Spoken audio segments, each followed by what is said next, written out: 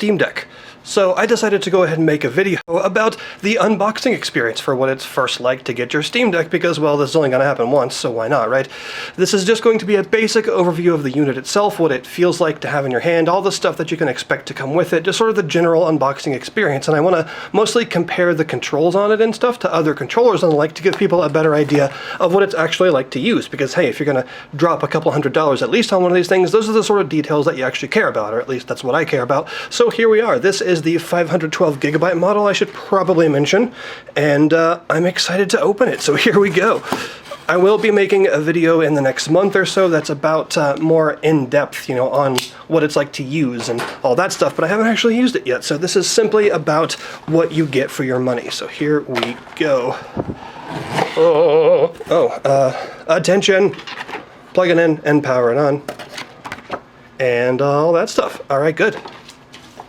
Let's see. So, I assume this will be the power supply for actually charging it. It is also taped. Let's fix that.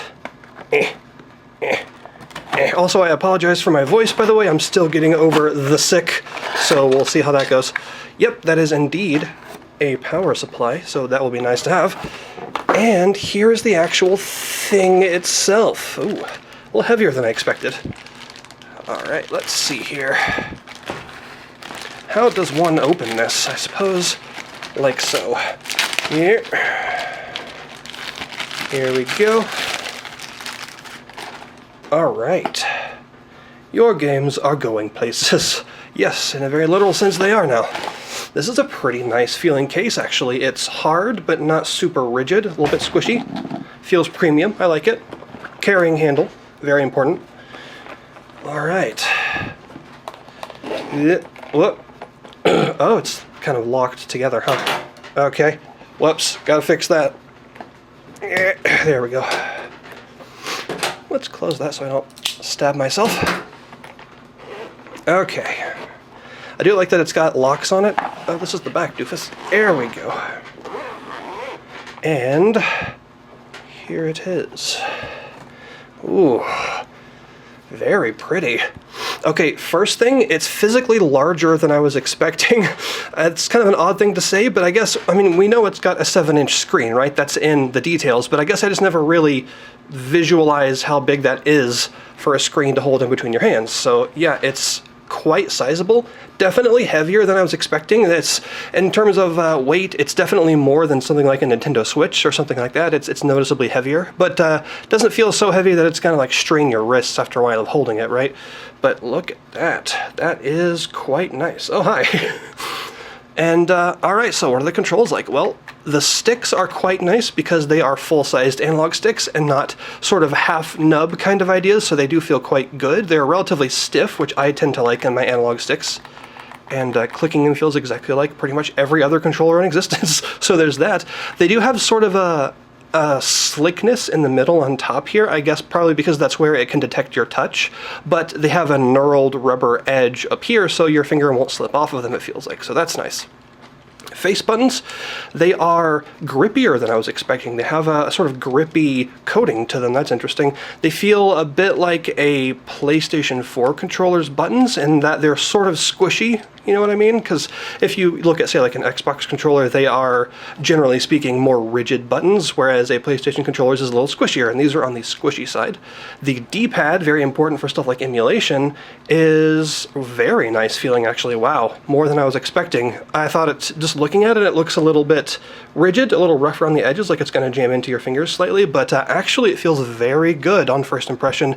It's very grippy. It looks slick, but it's actually not. It really grips onto your thumb very effectively, and also it's got very definite directional movement, so even without looking at it, it's very clear what the directions you have are. It's probably going to take a little bit of getting used to do like fighting game motions on it because it's very grippy, but I think it's better than I was expecting, honestly. We've got, of course, shoulder buttons. I said shoulder buttons, very important. These are pretty much just like an Xbox Elite controller's shoulder buttons, as in they're kind of soft but very definitely clicky. They don't squish at all. So that's interesting. And the triggers, ooh, The triggers are very nice feeling analog triggers that have a relatively short throw to them, but they are quite rigidly springy. They bounce back with some force because they're quite springy, so that feels good. I can't really think of another controller that feels exactly like that, but I also haven't used like an Xbox Series controller or a PS5 controller, so I'm maybe a little bit lacking in comparison there, but they do feel very good. Actually, they feel a little bit like the Steam controller's triggers, actually a lot like the Steam controller's triggers, which I guess is to be expected considering.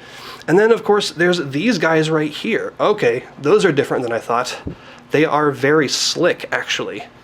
They do not feel exactly like the Steam controller's trackpads. They're a bit closer to something like...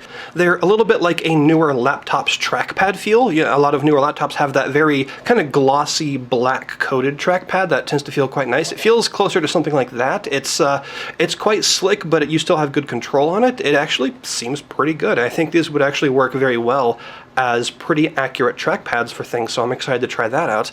And then of course you also have these guys on the back, the grip buttons. Oh, interesting. I kind of figured you press them there, but you kind of press them there. That's sort of fascinating. I actually like that change because I really enjoy grip buttons on controllers for extra customizability, but I find that because I have these hideously long fingers, they're very easy to accidentally press when you're just gripping the controller, right? And in this case, your fingers do sit naturally on those, but they don't really press. You have to actually put effort into reaching up and pressing that spot. I actually really like that. That was one of my biggest concerns with this overall control design, was how those little back buttons were going to feel and how easy they were to accidentally press. And it turns out they don't work like I thought they worked. You actually press them in a different spot, so they feel quite good. In terms of other stuff, we've got what looks like possibly a card slot on the bottom. I'm guessing like a micro SD card slot for expansion purposes. We've got obviously nothing on the sides because your hands are going to cover those up. And on top, we've got some volume buttons over here, which, I mean, they're volume buttons. They'll do their job. You've got what looks like a headphone jack. New phones, eat your hearts out. And we've got what looks like the charging port up here, and of course the all-important power button and a fan grill. This is a good thing to me, because I do not like it when handheld stuff has the charging port on the bottom, because then you have to wrap the charging cord around and plug it into the bottom, and I think that's just a giant annoyance, and I hate doing it, and I prefer to have them on top where it makes a lot more sense, so I'm very glad to see that the charging port is up there instead of down here. So what else is in the box? Let's see here. In addition to all of that, you've also got this nice sort of stretchy bag here to put stuff in that comes packed on the bottom of the case here, which is a nice little hidden nook right there. And it comes with this, which is obviously a screen cleaning cloth. Always nice to have more of these. As a glasses user, I go through them relatively quickly, so always good to have more of them, and having clean screens is very important, especially on a device that does have a touch screen, so you have to worry about it getting all smudged and gross.